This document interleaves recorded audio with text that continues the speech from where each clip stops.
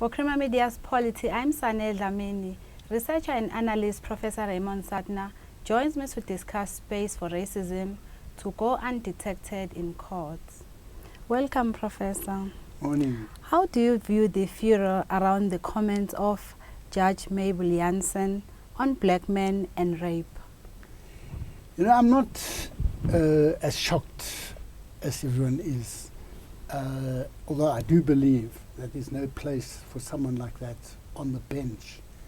But I think there's probably a lot of others who secretly hold those views and have not been careless as Judge Jansen was, as to share those secret prejudices on a social medium.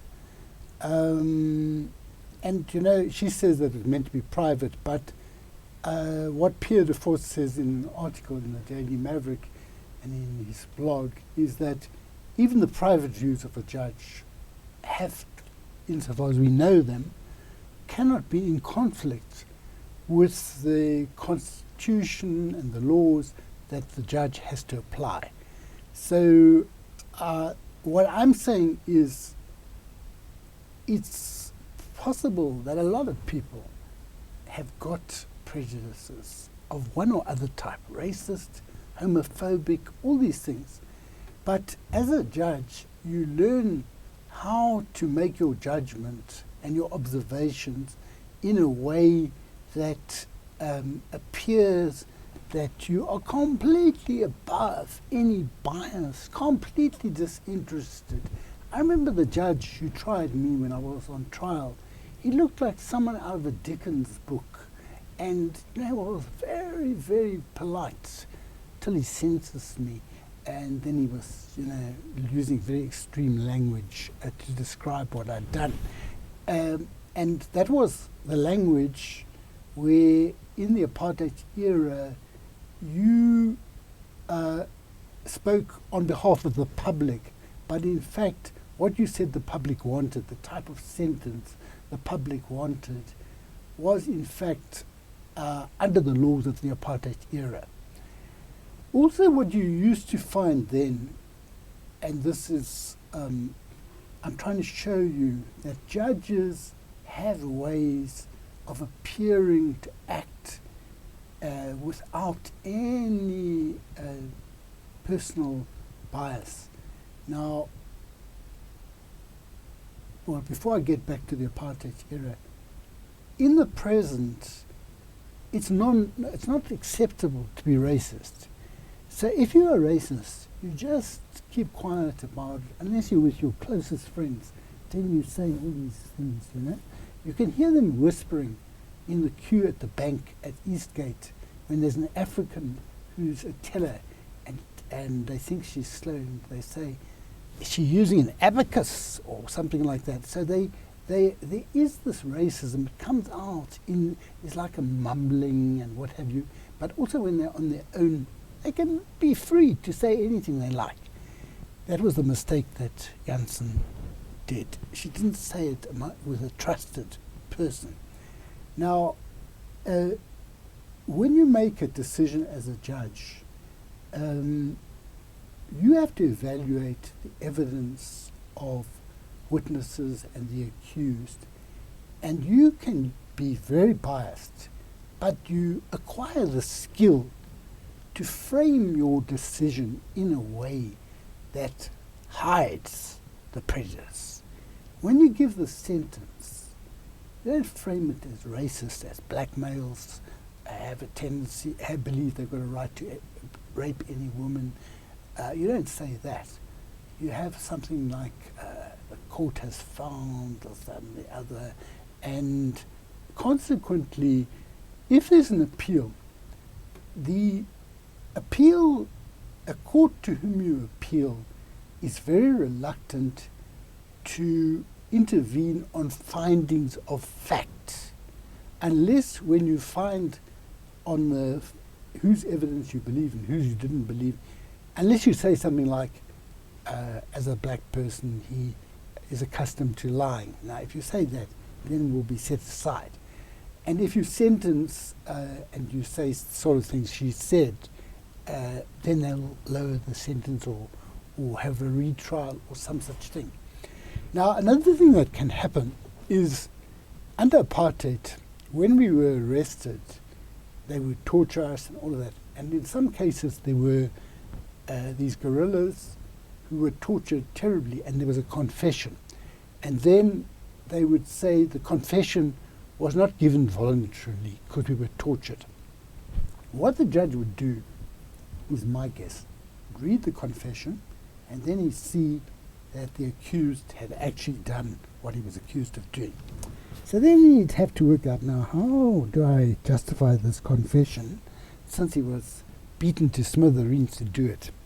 And he would work backwards. Having seen now that this man is guilty, or this woman is guilty, he would then work backwards and find a way of admitting the confession as evidence. Now, how you could do that, and this still applies to some extent today, is that when you've been tortured, you're on your own, but the police corroborate one another. And then the judge, like in my case, he said the police were very professional, and they, as a certain state witness said, they treated him very well. Now, I've no doubt that the way they handled this case is very professional. Now, with the person who claims to be tortured, they would say all the police dispute the accused's version. And from what I can see, I have no reason to believe the one person who wants to escape his culpability rather than all these people. Now today, something similar can be done in the sense that police can still corroborate one another, as they do, I think, very often. So what I'm suggesting then is there's something wrong with the selection process, or it's not possible to eliminate racism. I don't think you can do our best. We can get rid of the ones we catch, but there are probably lots of others lurking around. And do you think she should be removed now from the bench? And what do you think should be done to prevent more appointments of judges with racism? Yeah, I think she must be removed. I would not be surprised if she were to resign, because if she doesn't resign, this is likely to go through a number of processes which are very humiliating for her, and then ultimately she may be impeached because I don't see why the DA, EFF and ANC will not all vote for her to be removed from the bench. So I think she should be removed. And while I've said that it's impossible really to smoke out all the racists or homophobes and all of that in the bench, nevertheless, I think what they tend to do is when they appoint judges in the Judicial Services Commission, at a particular meeting, they have a priority. They've looked around and they've seen there are too few women, so they then concentrate on women. But they don't concentrate also on whether they're racists and all of that. Next time they think, oh no, now there are too few black people on the bench in Cape Town or whatever it is. And they don't concentrate on getting women who are not racists. So my sense is that also sometimes they get fixated on another thing. For example, at one point about 2 years ago, they were very unhappy with the human rights lawyers who became judges who were throwing out legislation. Some of the people were people who had, one of them in fact was one of my lawyers, Clive Plaskett. He had been a judge on the Supreme Court of Appeal. They didn't appoint him permanently because they kept on asking these questions about the separation of powers, and they were suggesting that the judges were interfering with what was really the role of the legislature or the executive. So they got fixated on that. And I don't know, when you have the majority of people who are members of the Judicial Services Commission, who are members of the ANC, the majority party, it's quite hard to avoid having the interests of that party predominate. Now, in regard to racism, they will cooperate. But I mean, you know, you have a difficult situation in that Janssen's appointment as a judge was supported by the Black Lawyers Association, or Lawyers for Transformation. And I think what lawyers know, or advocates who want to become judges know, is that if you want to become a judge, you must win over your black colleagues. And it would be very interesting to know why they supported her. Obviously, she took every effort to ensure that she won their favour. And she did win their favour. And so the Black Lawyers Association, I'm not sure, maybe Lawyers for Transformation, but I think the Black Lawyers Association. The Black Lawyers Association is now calling for her to be impeached or removed, but they were involved in her appointment. And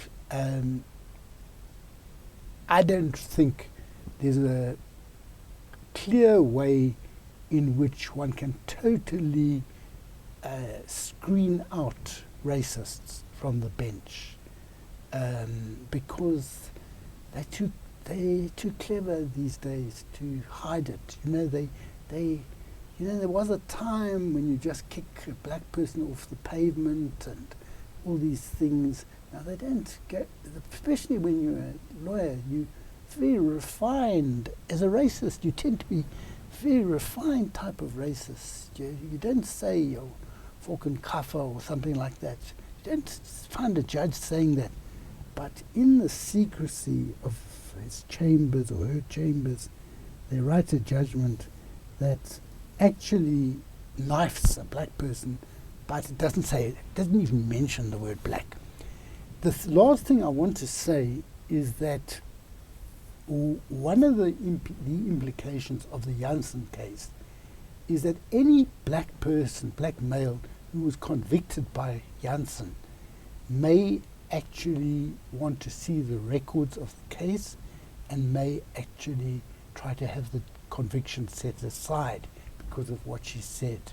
So that if you catch someone like this, which is very rare and very difficult, can have a lot of implications. Thank you, Professor. That was Professor Raymond Suttner speaking to Crima Media's Polity about judiciary and racism.